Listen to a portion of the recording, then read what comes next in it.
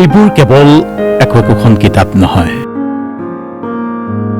এই কিতাপবোৰেই কোনোবা এজন ছাত্ৰৰ সপোন, কোনোবা এজন ছাত্ৰৰ ভৱিষ্যত আছিল। অ'ত দম হৈ সিঁচৰিত হৈ পৰি ৰৈছে বানপানীত তিতি নষ্ট হোৱা কিতাপ বহি কিছুমান। পানী কিছু কমি যোৱাৰ পিছত সেই কিতাপবোৰকে আকৌ ৰ'দত শুকুৱাবলৈ চেষ্টা কৰিছে কোনোৱে। এতিয়া সকলোকে অলপমান পোহৰ লাগে, অলপমান ৰ'দ। ঘৰৰ সন্মুখত শাৰী শাৰীকৈ এনেকৈয়ে মেলি দিয়া হৈছে তিতি যোৱা বহি কিতাপ, কাগজ পত্ৰ, স্কুল বেগ সকলোবোৰ। ৰ'দে হয়তো এই কাগজ শুকুৱাই দিব, কিন্তু এই কিতাপ কাগজবোৰক লৈ দেখা সপোনবোৰ আকৌ ঘূৰি আহিবনে? এতিয়া এনেকুৱাই কাহিনী একোখন ঘৰত।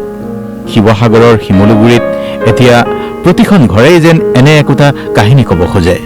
পশুধনকে আদি কৰি হাঁহ, কুকুৰা, ছাগলী, মাত্ৰ মানুহকেইজনে জীৱটো লৈ ইয়াৰ পৰা ওলাই গৈছে। বাকী আমাৰ সকলো সম্পত্তি সম্পূৰ্ণ শেষ হৈ গৈছে। মানে ঘৰ দুৱাৰ ভাগি একদম শেষ হৈছে।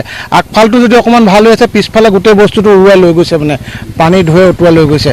কিতাপ পত্ৰ বহীৰ পৰা আদি কৰি একো বস্তু নাই, চব মানে উটুৱাই লৈ গৈছে। মানে ঘৰৰ ভিতৰত এতিয়া পুতিগন্ধময় পৰিৱেশ, বোকাৰ দম, আলমাৰীৰ কাপোৰ, বিচনা, ধান, চাউল আৰু বহু বছৰে সাঁচি ৰখা একোখন ঘৰ সংসাৰৰ সৰু সৰু সম্পদবোৰ এনেকৈ যেতিয়া ঘৰৰ বাহিৰত আপুনি দেখে, তাৰ পিছত আপোনাৰো হয়তো মনলৈ আহিছে, এতিয়া এয়া একোখন ঘৰ নহয়, এয়া যেন প্ৰতিখন ঘৰৰ চোতাল, দুৱাৰমুখ এখন শুকুৱাবলৈ মেলি থোৱা স্মৃতিৰ সংগ্ৰহালয় হৈ পৰিছে। দিনৰ পিছত দিন বানৰ পানীত খোজকাঢ়ি বহুতেই এতিয়া গাত খৰ খজুৱতি, চৰ্মৰোগৰ বাবে চিৎকাৰ কৰি উঠিবলগীয়া হৈছে। চিকিৎসাৰ সুবিধাও এতিয়া সকলো ঠাইতে সুলভ নহয়।